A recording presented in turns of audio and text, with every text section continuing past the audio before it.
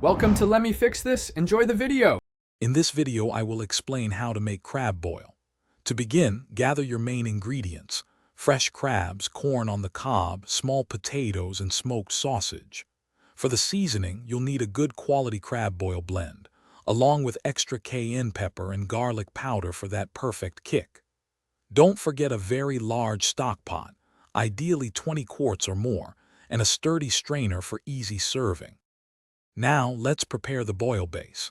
Fill your large stock pot with water, making sure to leave about 4 inches of space from the top. Add 1 cup of your chosen crab boil seasoning and about 1/2 cup of salt to the water. Stir everything well to combine. Bring this seasoned water to a vigorous, rolling boil over high heat before you introduce any of your delicious ingredients. The order you add ingredients is key for even cooking. First, add your potatoes to the boiling water and cook them for about 10 minutes until they are slightly tender.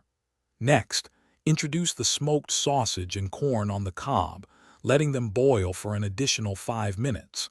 Finally, add your fresh crabs and cook for 7 to 10 minutes, or until their shells turn a vibrant red color.